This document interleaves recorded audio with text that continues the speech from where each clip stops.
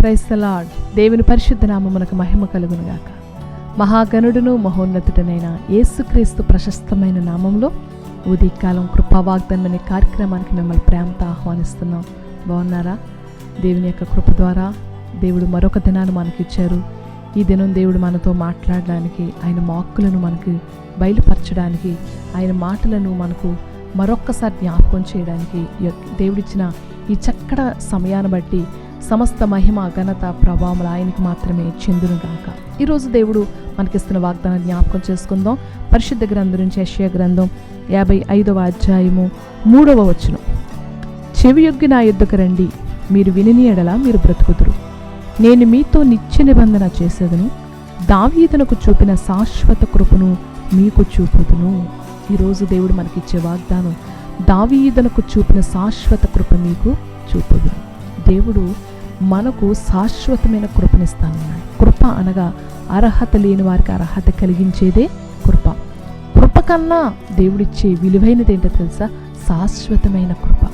శాశ్వతం అంటే దాన్ని ఇంకెవ్వరూ తీసివేయలేరు, దానిని ఇంకెవ్వరూ కూడా రూపుమాపలేరు. అలాంటి కృపను దేవుడు ఈ దినం మనకి ఇస్తానని వాగ్దానం చేస్తున్నాడు. అయితే శాశ్వత కృప మనకు కావాలంటే మనం ఏం చేయాలంటే చెవియొగ్గి నా యుద్ధకు రావాలి, దేవుని యొద్దకు మనం రావాలి. అంతేకాదు ఆయన మాటలు మనము వినాలి. ఆయన మాటలు మనం వింటే మనతో ఆయన ఒక నిబంధన, ఒక వాగ్దానము చేస్తున్నాడు. ఏమిటా వాగ్దానం అంటే దావీదుకు చూపిన శాశ్వత కృప. ఇక్కడ శాశ్వత కృప ముందు దావీదుకు అనే మాట ఎందుకు జ్ఞాపకం చేయాలంటే, దావీదును దేవుడు అతని సింహాసనాన్ని యుగయుగాలు స్థిరపరుస్తానని వాగ్దానం చేశాడు. కాబట్టి ఆయన చేసిన వాగ్దానాన్ని దేవుడు నెరవేరుస్తూ ఉన్నాడు.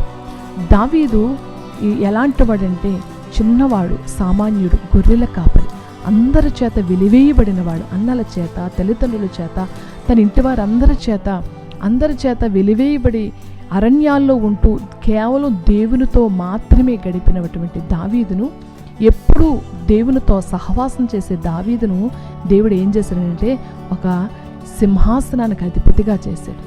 ఇశ్రాయేలు ప్రజలందరికీ గొప్ప రాజుగా చేశాడు. అంతేకాదు అతని సింహాసనాన్ని యుగయుగములో స్థిరపరిచాడు. దేవునికి మహిమ కలుగును గాక. కాబట్టి దేవుడు దావీదుకు చూపిన శాశ్వత కృప, దావీదును చూపించినటువంటి స్థిరమైన జీవితాన్ని నీకు కూడా ఇస్తానని ప్రభు వాగ్దానం చేస్తున్నాడు. ఆయన ఎన్నిక లేని వారిని బలమైన జనముగా చేసే దేవుడు, అందరి చేత ద్వేషించబడేవారిని దేవుడు ఆకర్షించే దేవుడు. అంతేకాదు ఎస్తేరు మనం చూస్తే, ఎస్తేరు తల్లిదండ్రులు లేనిది, ఎస్తేరు పేదరాలు, ఎస్తేరు చిన్న వయసు అలాంటిది. ఎస్తేరుని దేవుడు 127 సంస్థానములకు రాణిగా చేశాడు. ఎందుకో తెలుసా? ఎస్తేరు మీద కూడా దేవుడు శాశ్వత కృపను కుమ్మరించాడు.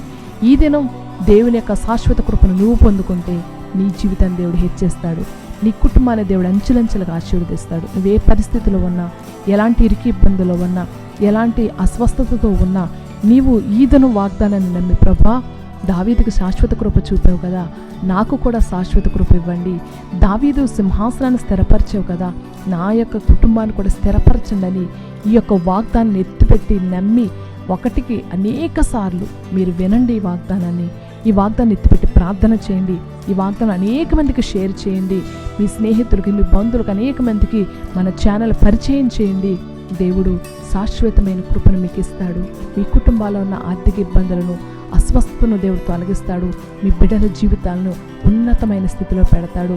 వివాహాల్లో లేకపోతే ఉద్యోగాల కొరకు, దేని కొరకు మీరు ప్రార్థన చేస్తున్నారో సమస్తములో దేవుని కృప మీకు తోడై ఉంటుంది. అంతేకాదు శాశ్వతమైన కృపతో నింపుతాడు.